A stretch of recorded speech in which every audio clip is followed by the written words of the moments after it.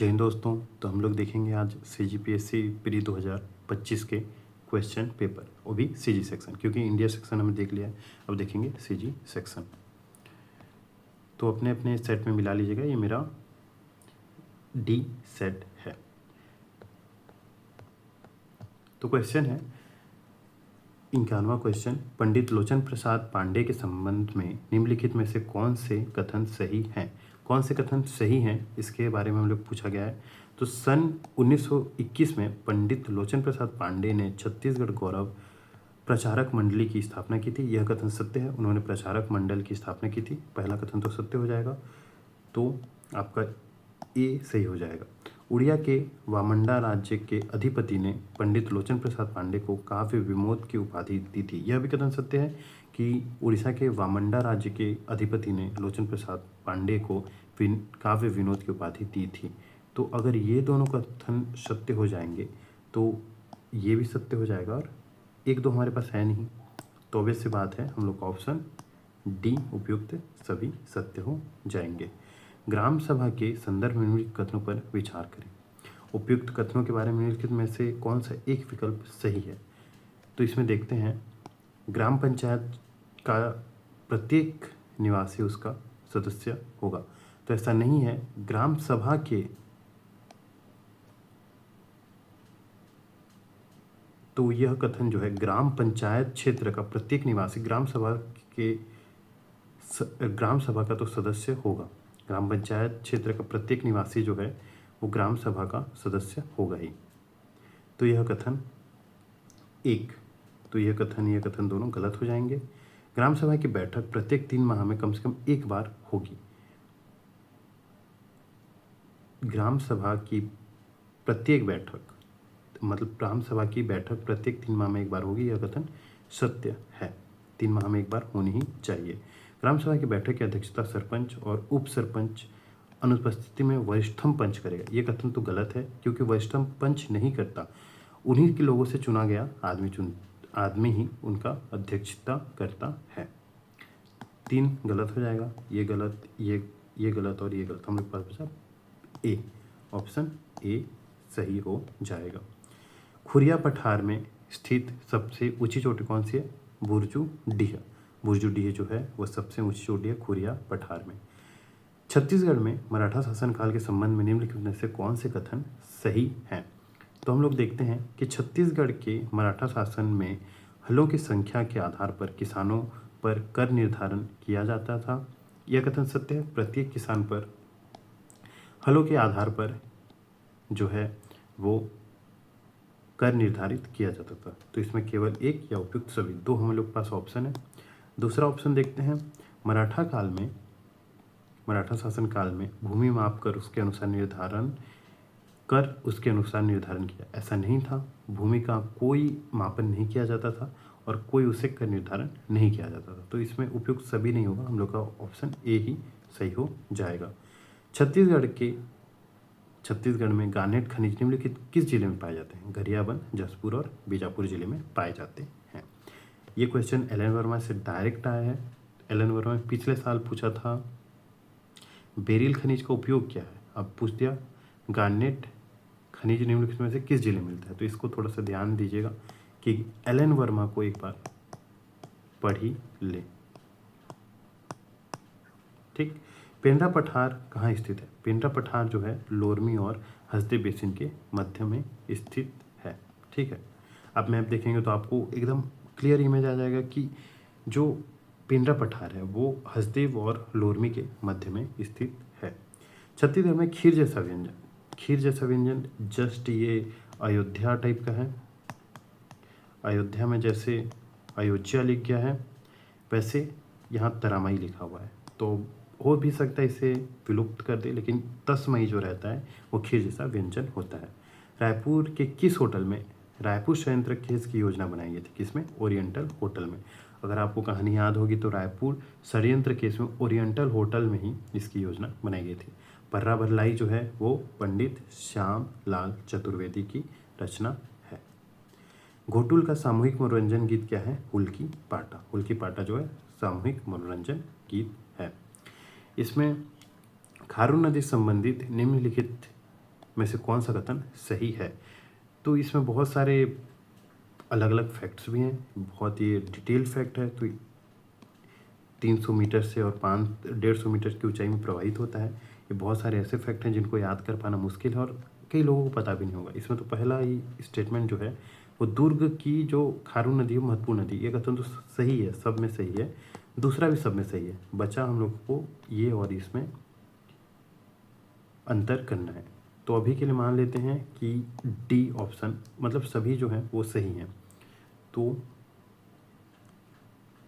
जब तक क्वेश्चन का आंसर की नहीं आ जा रहा, क्वेश्चन पेपर का आंसर की, तब तक हम लोग मान के चलते हैं कि कुछ कुछ ऐसे ही आंसर बनेंगे इसके। ठीक है, आज क्वेश्चन है बिहाई किसका प्रकार है। बिहाई जस्ट मैंने देखा कि बिहाई चौक का प्रकार है, लेकिन इससे पहले लोकगीत भी कई लोगों ने आंसर लिया है। बिहाई को बिहाव गीत से इसकी तुलना किया जा रहा है, तो शायद तक गीत भी हो सकता है और चौक भी हो सकता है। लेकिन जो कितेश कुमार अमरोहित की पुस्तक है उसमें चौक लिखा हुआ है। छत्तीसगढ़ के सूरजपुर जिले के 75 ग्राम पंचायतों को बाल विवाह मुक्त ग्राम पंचायत घोषित किया गया। यह कथन सत्य है, इसमें फैक्ट बेस्ड है और 75 ग्राम किसी किसी को याद रहेंगे, ऐसा नहीं है कि सबको याद रहे, लेकिन ये दोनों जो हैं उपलब्धि जिसे जिले के प्रमुख कार्यक्रम स्वस्थ महिला सक्षम परिवार के अंतर्गत है, ये दोनों कथन सत्य थे। फैक्ट थोड़े ज़्यादा इसमें डीप पूछा गया है, तो जरूरी नहीं है सबको याद हो, लेकिन अगर आप तुक्का मारे तो लग भी गया तो अच्छी बात है। आवास के संबंध में निम्नलिखित कथनों पर किस जनजाति से संबंधित है।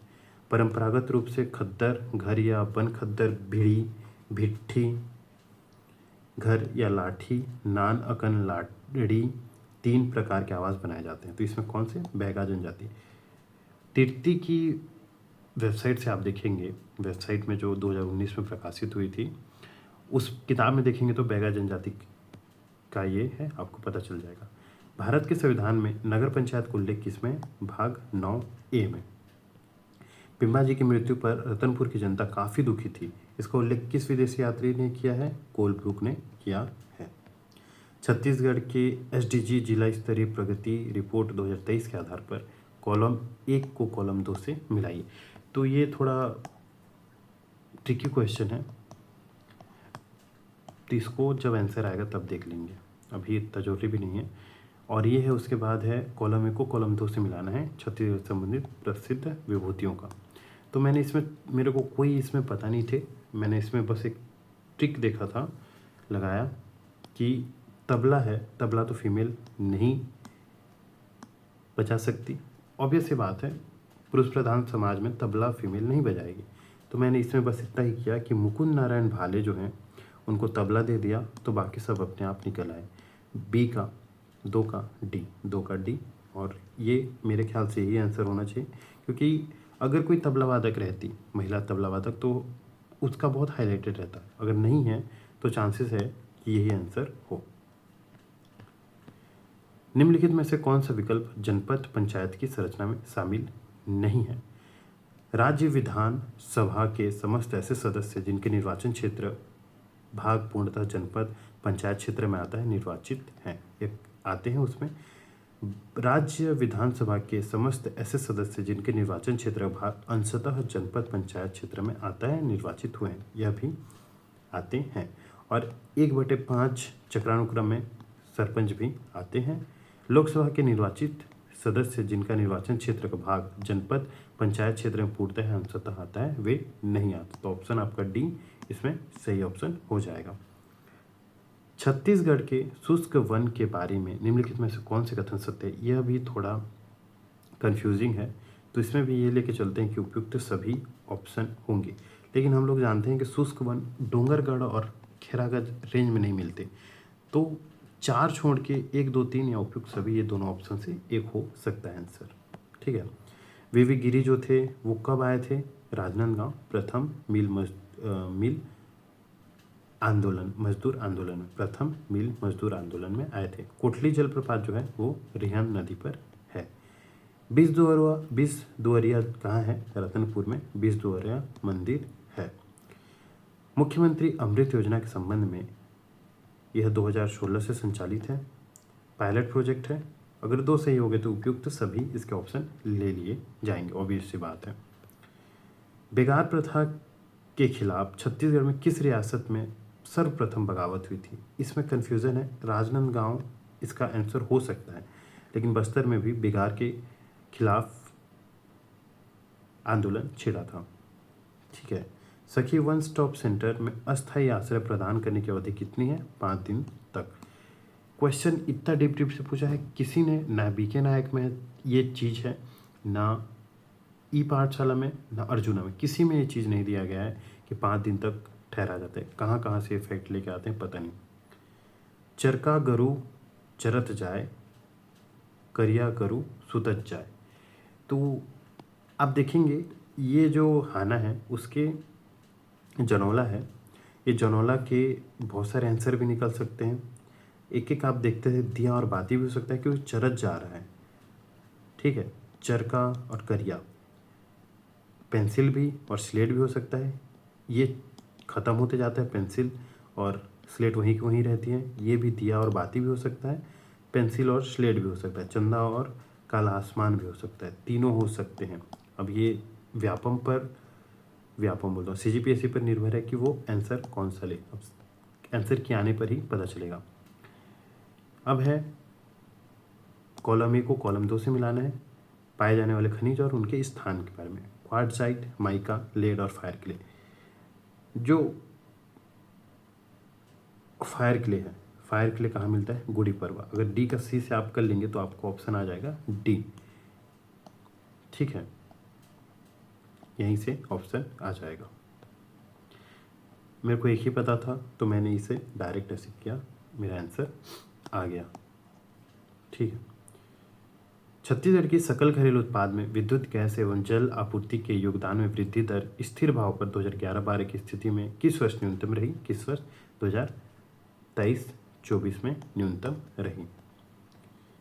छत्तीसगढ़ में अभिकथन है, छत्तीसगढ़ में स्कूली शिक्षा में सुधार हेतु Chhattisgarh accelerated learning for knowledge economy chalk संचालित की जा रही। कथन सत्य है, क्योंकि प्राथमिक स्तर पर छात्रों को उनकी मातृभाषा के आधार पर शिक्षण देने की व्यवस्था स्कूल शिक्षा विभाग द्वारा की जा रही है।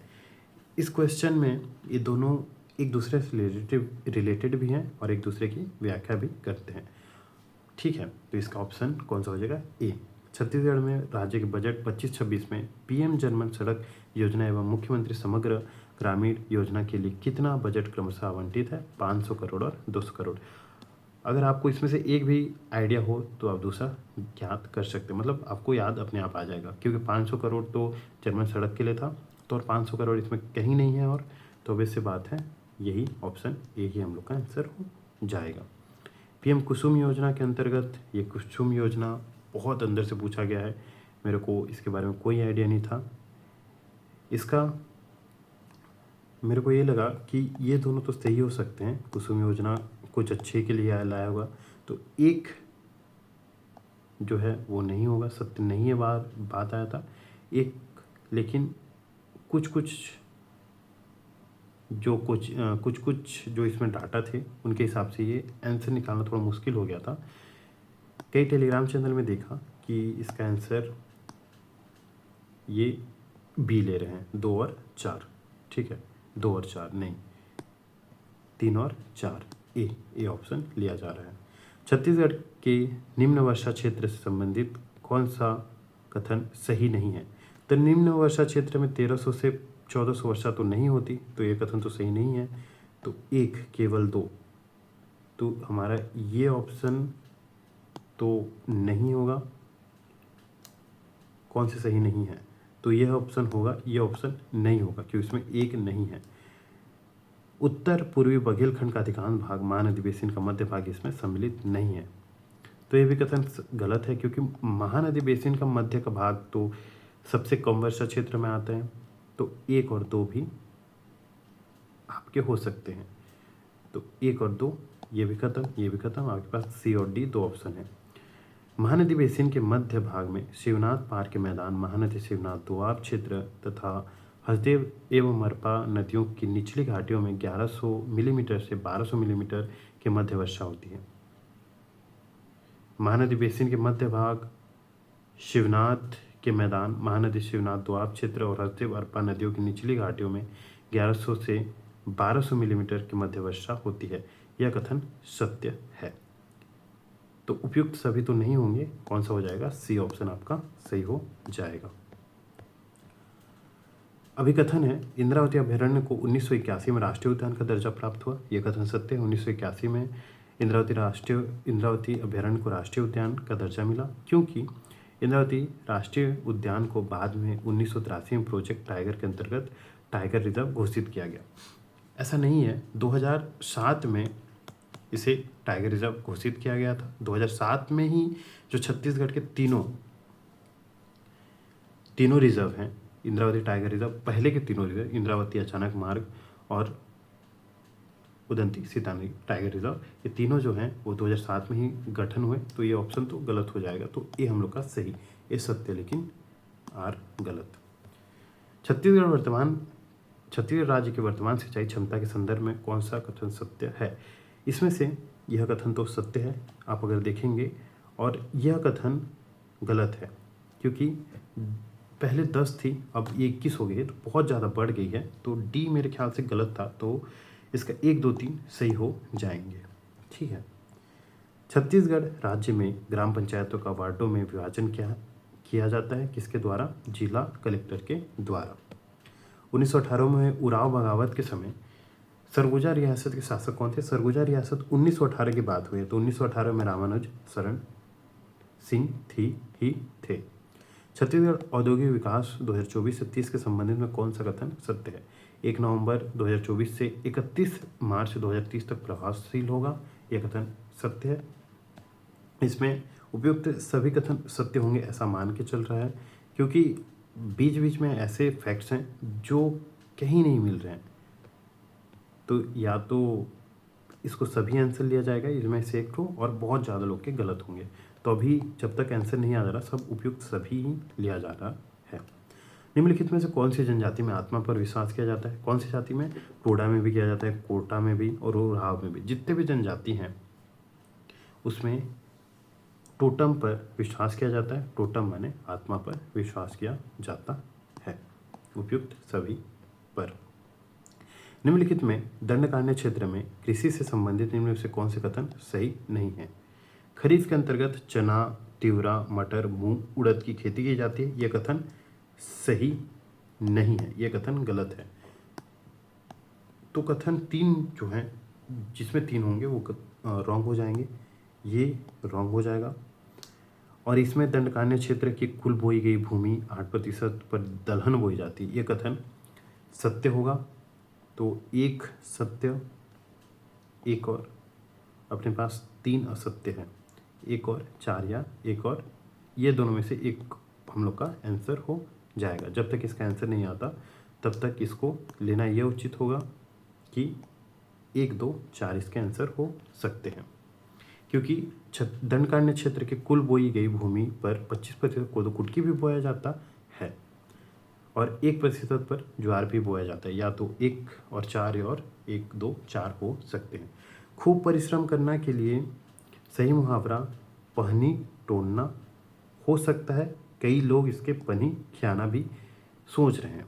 ऐसी है कि पन्ही खियाना, कठिन परिश्रम करना। कठिन परिश्रम करना मतलब परिश्रम तो कर रहे हैं, बहुत ज़्यादा कर रहे हैं, तो उसको खियाना ही बोलेंगे। और तोड़ना मतलब एकदम हद पार कर देना, तो तोड़ना चांसेस कम है कि हो जाए, लेकिन देखते हैं सीजीपीएससी क्या आंसर लेता है। PMKSY के अंतर्गत स्प्रिंकलर सेट एवं ड्रिप सिस्टम उपलब्ध कराए जाने हेतु लघु सीमांत व अन्य कृषकों को क्रमशः कितने प्रतिशत अनुदान दिया जा रहा है? 55% लघु सीमांत किसानों को और 45% अन्य किसानों को दिया जा रहा है। एक अभिव्यक्ति सर्वोच्च सृजन का विषय संबंधित है किससे? भारत रंग महोत्सव से। ठीक है, एक अभिव्यक्ति सर्वोच्च सृजन किससे? भारत रंग महोत्सव से। निम्नलिखित में से कौन से आभूषण कान में पहने जाते हैं? इसमें मैंने झुमका देखा, 3 होगा या बी होगा। फिर तितरी मेरे को याद आया तो मैंने बी ऑप्शन मार दिया। ठीक है, तो ऑप्शन बी इसका सही हो जाएगा।